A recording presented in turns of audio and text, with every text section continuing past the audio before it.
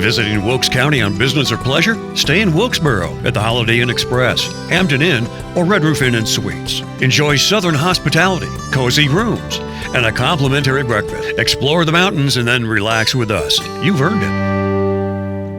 Closed captions for this episode of Life in Wilkes is brought to you by Deal Insurance Agency in Wilkesboro, an award-winning, experienced, family-owned and operated agency with service and coverage that goes above and beyond expectations. Join us on a captivating journey as we explore the charm, history, and vibrant culture of Wilkes County. Discover the hidden gems, inspiring stories, and remarkable people that make Wilkes a place worth knowing and celebrating. Join us now and experience the unique essence of Life in Wilkes. Good morning, Elisa. How are you? Good morning. I'm good. Thanks for having me. Well, great to see you. I know a little bit about you, but why don't you tell everybody who you are and what you do?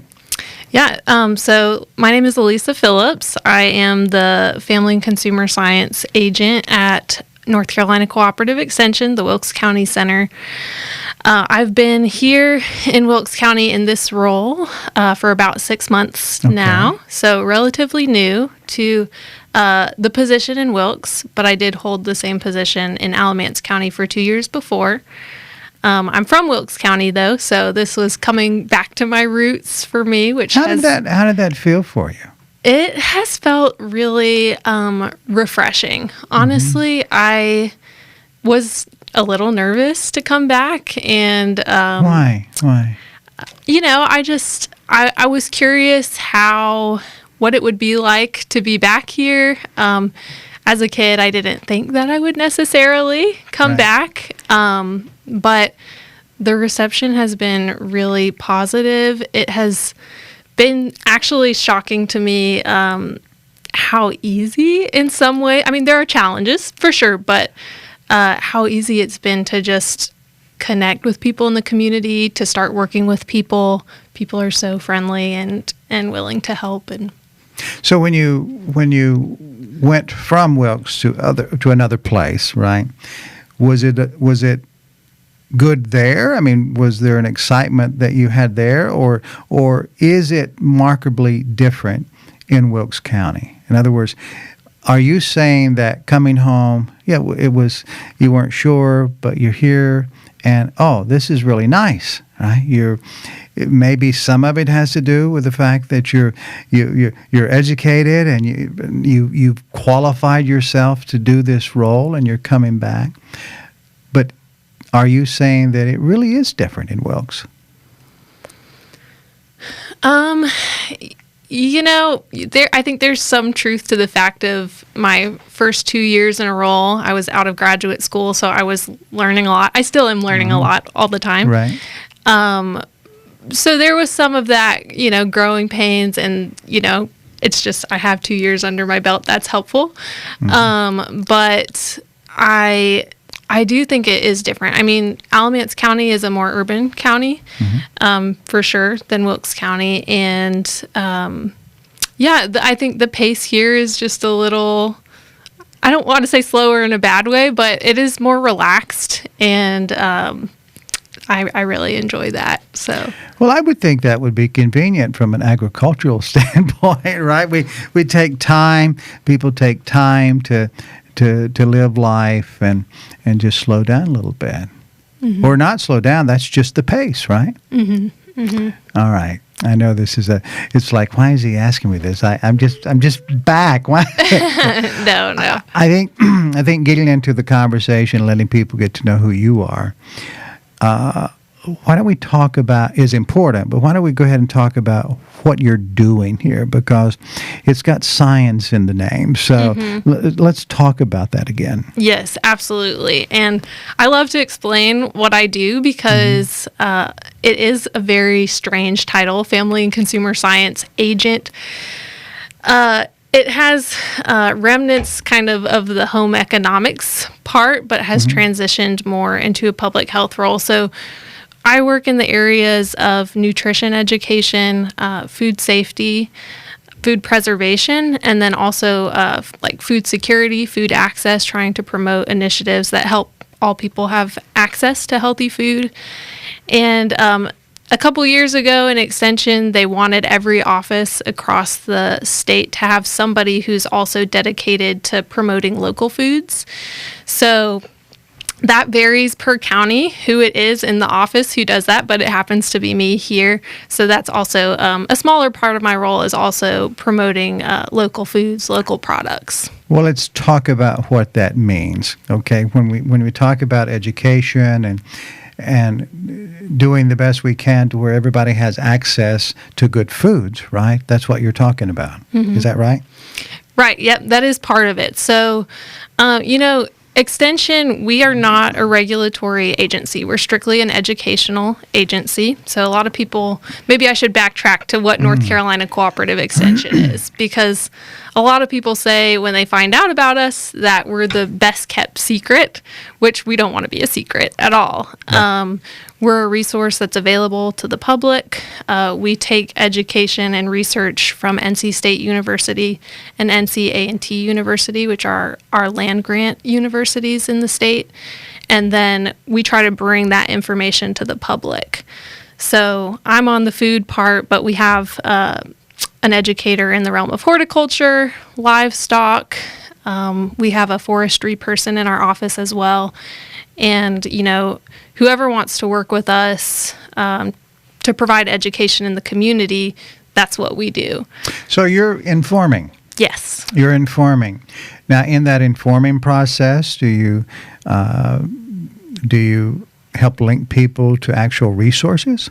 Absolutely. Mm-hmm. Absolutely. So there are lots of resources that exist. For me, I have a handful of curriculums and programs that I can teach. So with the schools, with churches or faith organizations, general nutrition programs. And so that's normally a step in to work with people is that general direct education. But a longer term goal is to work with these organizations on, putting systems in place that will help support people's health, because we know that health doesn't exist in a vacuum, right? Sure.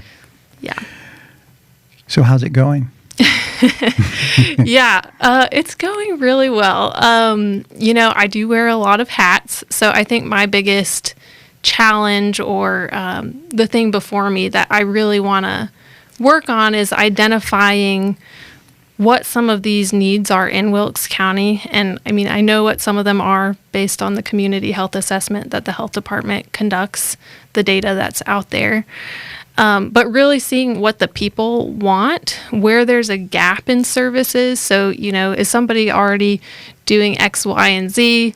But where are there places that, somebody's not necessarily meeting those needs? So, I'm learning, there maybe is not someone necessarily who's going into our elementary schools to do nutrition education, direct education. So that's an area where I'm starting to want to focus, going into some of the schools and have some of those partnerships lined up. But, I've had other organizations reach out to me. Wilkes ADAP is one. So they work with people with intellectual and developmental disabilities, and have asked, me to come and do some healthy snack education for them once a month. Simple snacks that folks can make. So just, things like that. Or the Housing Authority. I've worked with them. So far we did a little pickling workshop, and someone taught about growing the cucumbers in their community garden. So they got that growing piece and then the food preservation piece. So that's every where the day home is ec different. comes in, right? Yeah, so that's where the home ec piece comes in. All right, let's break this down to a very elementary level, because I think all of us like to have a foundation. When we start talking about any aspect of health, it's not safe to assume that everybody's on the same page or even has a book, right, that talks about that. So at that very foundation level, why is being aware of our nutritional needs and education, why is that important? Talk about what it brings to the table to make life better. So, so much. What we put into our bodies is going to, determine a lot of factors for us. But I think that is a really important point, especially when it comes to talking with adults. I think my question might be different, obviously, talking to children versus adults. But for adults, it really is a matter of their priorities. You know, what do they want in life? What is important to them? Because that is what galvanizes people to make healthy choices or choices that support their goals. Example, please. So, you know, I'm trying to think. There was a quote that I used to love that says, you know, you can't just tell people to drum people up to gather wood and tasks if you want to build a ship. You have to teach them to long for the immensity of the sea. And I like that quote because, and I think it's true of health too, you have to teach people to value their health, to prioritize what they want in life, and to see how their health is critical to achieving that. So, you know, I could tell somebody who drinks a gallon of Mountain Dew every day, my goal is not to make them feel guilty about that by any means. If that's what they love doing, enjoy doing, like, I'm not going to tell you to stop.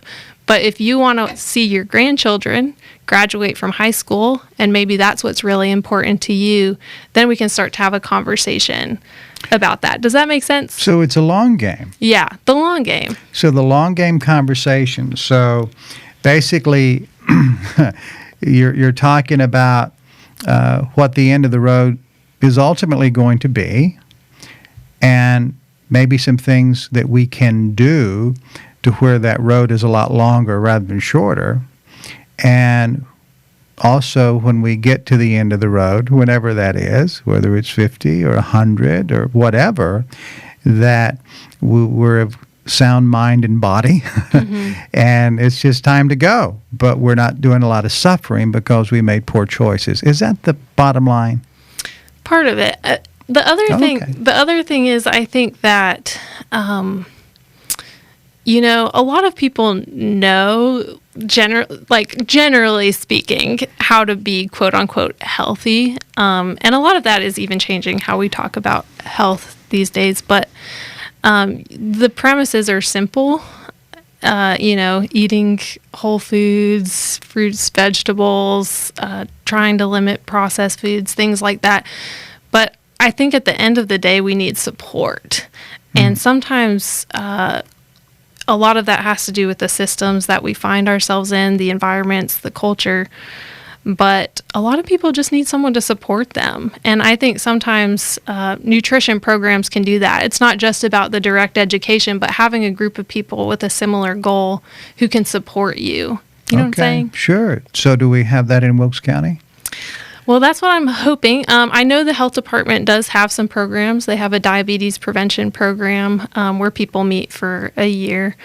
They stayed for a year, but I'm hoping to get some other programs like that started that people can be a part of. So there's great opportunity for creating this then. So as you're talking with people about this idea, you're seeing the needs, you're evaluating the data, and we say, okay, here are some needs. And then you begin to have those conversations. How are you being received? You know, so far I haven't really had to come out to people and have, like, let me lay this out on the line to you why this is important. I've just had people reaching out and saying, you know, we would love to see this. We would love to have you come and talk with the population that we serve. Okay. The other thing about Extension that I think sets us apart from just traditional education is we're very focused on hands-on, providing skills for people.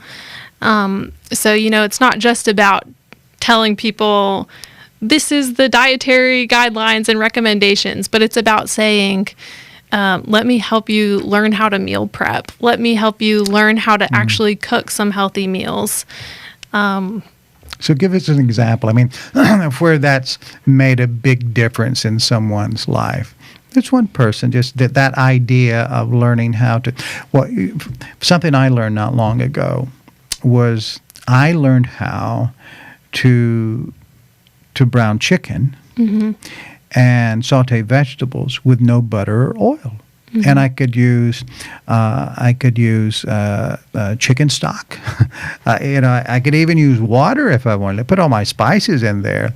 But I learned how to do that, and I didn't know how to do that before. But I talked to one of my chef friends, and he was talking about how things were changing and what people were asking for. And I said, well, so what's the most unique things? Well, the first time someone asked me to cook with no oil or butter, which is what I've been doing all my life, I had to figure that out, how to do that well and how I could do it in a restaurant environment. And he said, we figured it out. I said, well, how'd you do it? And he told me, I said, I'm going to go home and try that. And I did. I was like, wow, that's great. So is that the type of thing you're talking about? Yeah, something like that. An example that comes to my mind is we have a program called Med Instead of Meds, which is focused on the Mediterranean pattern of eating. Oh, sure. And I was teaching that class. It's a 6-week program, once a week. And then normally the first hour is just a PowerPoint. We talk about we talk about proteins, fats, sugar, added sugars. And then the second hour is a hands-on recipe where people get an opportunity to, if we talked about whole grains, they'll make a whole grain dish. And I had a woman in one of my classes who, she said, I never make vegetables or cook vegetables for my husband because he hates vegetables. He doesn't want to eat them. She was like, I tried some of the things we tried in class at home, and he really enjoyed them. And for the first time in 20 years or something, I don't remember the exact amount of time, she was like, he's actually eating vegetables. And so it was a story. So what was that? What was she doing different? You had taught her how to do something. Was it just starting with fresh ingredients? I don't know exactly what it was. I think that I think maybe they were trying to eat them mostly raw, or thought that was how they were supposed to eat them. Right. And once she started sautéing them, even adding a little bit of like olive oil, sure. some salt and some basics, that was enough. And I've come to realize, there are a lot of people, myself included, who didn't know just a lot of very basic things like that could change the palatability, that's a hard word, of the dish. Right. And you don't have to be able to pronounce it to do it. Exactly. Right? Yeah. I love that. So really you're talking about some very fundamental desires and skills in eating well. And there is a way to do it. Mm-hmm. All right. Is this something, and we'll go on to the next thing, but is this something that's something you hear the need for a lot? Are people within the community or the different organizations you're talking to, are you hearing them say, this is a need, we see the need, and there are people who are reaching out and who would like to have help? I think so. And a lot of people are interested in the local food side as well. So we also have grant funding through the state for community garden support. So specifically with the schools. So I've had quite a few people reach out, and a lot of that has to do with my predecessor, Courtney TV Paw, she had laid a great groundwork for me. And so I talk about, all this, but really I owe a lot to her because she had established a lot of great relationships in the community. Is she in the TV Paw, the people that have the apple orchard? Yes. That's her family? Oh, yes. Of course. Armand was sitting there in that seat not long ago giving us the apple report for the Brushy I think Mounds. that's her husband's father. Yeah. Yes. Okay. All right. Well, I remember seeing her at the farmer's market. Mm-hmm. She would be, I think, was it a tomato tasting? The tomato tastings. That's right. Mm-hmm. That's right. That was good fun.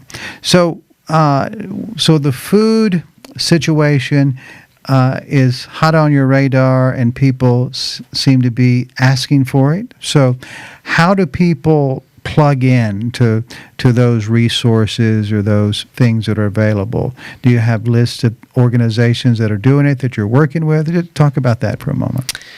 As far as plugging in, honestly, it's really as simple as giving me a phone call or an email, and we can sit down and talk and just talk about what the needs are of your organization or your community group. You don't even have to be a formal organization. You know, if you're even like a homeschool group or something like that. Or a church group. Or a church group. Absolutely. Right. They can give me a call and we can just talk about it. So, do you think you can bring so much enlightenment and joy of food that fried chicken and all those great pound cakes that their moms and grandmothers have made for years?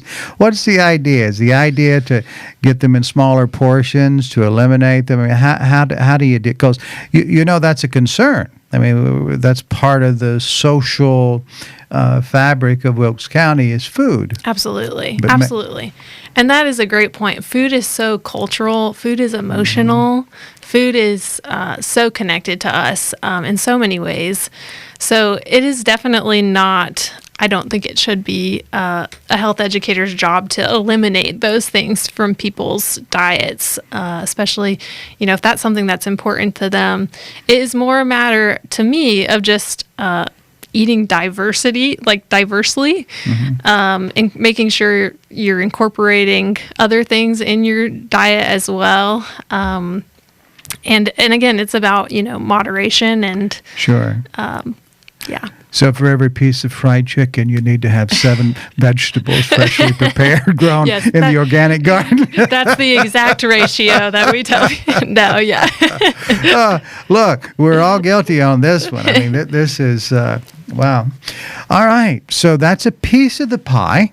And a big piece of the pie, sugar-free, organic, homegrown pie. To change, we have to even change our expression. Well, we don't have to, but I mean, a lot is built around food. Yeah. All right, talk about something else you do. So, other things that I do, food preservation. So, canning classes. We host those at our office. We have a really nice teaching kitchen, so we can hold classes there. Is it really better to can your own food rather than buying it off the shelf? I guess better in what way is the question. I don't know. You tell us.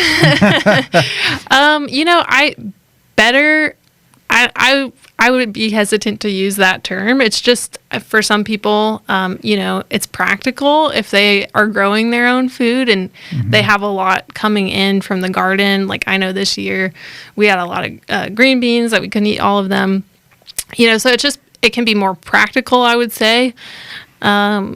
Especially if you already have the equipment. A lot of people are getting back into it. Homesteading is on the rise. A lot of people are getting more into some of those skills. So, but would I recommend someone buy food fresh from the store and then go home and can it? Probably not, no. And sometimes, truly, for people, it can be more effective to just freeze things if you have freezer space or, maybe a deep freezer or something like that. It can. How does that affect the nutritional value?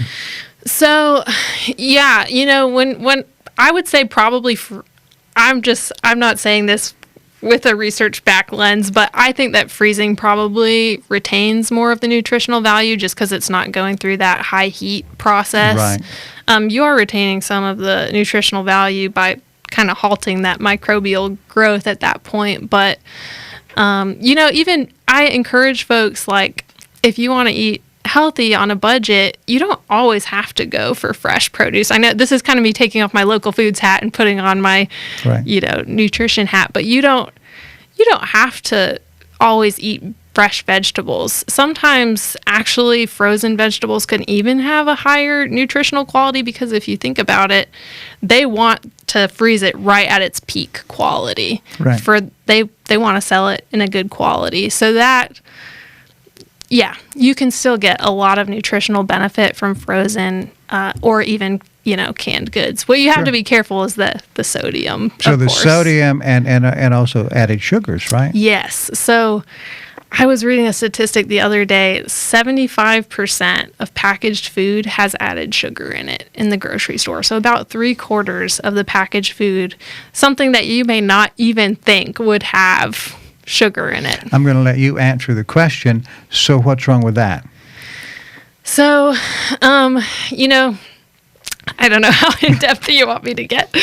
But there's natural sugar that exists in fruit. Vegetables even too have natural sugars, but those are wrapped in fiber, and that fiber helps us digest it slowly. So instead of getting a sugar peak in your blood that rapidly comes down, which is not good for your blood vessels. That's why you get tired. Yeah, that's why you'll get tired afterwards. That fiber helps with that slow absorption. But added sugar is refined sugar. It can come in all different names. You know, we learn about looking for the OSE at the end of a word. And the problem with that is that blood sugar spike. So it spikes your blood sugar. Not good for your blood cells, contributes to chronic disease development like diabetes, heart disease, plays a role in all of those things. The recommendation is no more than 9 teaspoons of added sugar a day, 6 for women, 9 for men. Wow. And the average American, I think, consumes around 26 to 30 teaspoons of added sugar every day. Sure, one soda does that. If it's Exactly. one soda does that, or a pack of anything, pretty much, right? You're going to have that experience. Wow. Yeah. Okay. All right. So those are obviously large things for us to wrap our head around and overcome, but it can be done. Yeah, absolutely. Right. Absolutely. And I think it is, like you were saying, it's the long game. You know, small choices add up over time. You don't have to change everything overnight. So you bring a different perspective. So growing up, what did your family do? What were they farmers or? No, my dad is a physician in the county, so he had his own practice for 20-something years. And I remember I was thinking about this the other day, you know, kind of where did I start to really care about the health of other people? And I was remembering as a kid, he used to do home visits still. Oh, wow. So I would go with him every Saturday. We would go out in the county, in the more rural areas of the county, you know, if people were homebound or didn't have transportation. And I would just sit there while while he was seeing his patient, and he had his little doctor bag, and or I would go with him to the hospital and while he was rounding on his patients, because back then, you know, they didn't have. Well, maybe they had hospitals, but doctors would go in around on their own patients. They would go see their patients in the hospital. I see. So I would get to go with him, and then if the patient would allow it, sometimes I would go in and sit on the bed while he was talking to them, or you know. That's great. That's great. Did that plant something within you? I mean, I think we know the answer. Yeah. But, I mean, consciously though, were you thinking you were a kid, so you're just going along for the ride, but did that affect how you think? I think so. I think it, you know, in hindsight, I was thinking, did it impact? And I think that it really did. And like I said, I didn't think I was going to come back here. I really thought I was going to go work internationally, because I had an interest in, working internationally. I had done medical mission trips with my family in Central and South America, and had planted that seed. But I've really found I still have an interest in that, but it's sometimes easier to serve the people that you know, that you share history with, and the trust is there. And I think that's really important. You know, that's an interesting turn of phrase, and I think a lot of people understand it, but you said to serve. So do you feel like that's your responsibility? Does thinking that way kind of put you in a different accountability scale than just doing a job, serving? Yeah, I mean, I think service is the heart of it. I think public servants, like that's what they say. We're not in it for the money, obviously. Right. But yeah, I think it does come back down to service. And like I said, coming back here, it's, I know a lot of these people. They're not strangers to me. They're people that I love, and people that I, went to high school with, or I know their niece or nephew, or, we played sports together, or whatever it is. And so I think that does add a layer of accountability. For sure. That's nice. So people know that you really do care about them. I hope so. Yeah. I hope that comes across. That's a nice thing. Let's tell people how they can reach out to you, because a lot of people now are going to be listening to this, watching this, having their soda and thinking, maybe there's a better way. If they want to drink their soda, I'm not coming after them. They can reach me at, my email is Elisa, ELISA _Phillips at ncsu.edu. But if they don't remember that, they can just Google North Carolina Cooperative Extension or Wilkes County Extension. Our website will pop up, and there's a Meet the Staff tab on the left, and you'll see my profile. Right. That's great. Do you see the future being better? Yeah. I mean, I think so. I think if you can't see the future as being better, then what are we doing? What are any of us doing? But I certainly do. And I think a lot of people are becoming more health conscious. There are also a lot of conspiracy theories around health, and there is a lot of misinformation out there around health and fear.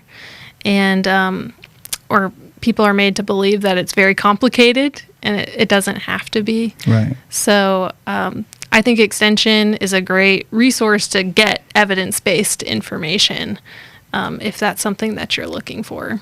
Well, that's great. All right, Doctor. Doctor's kid.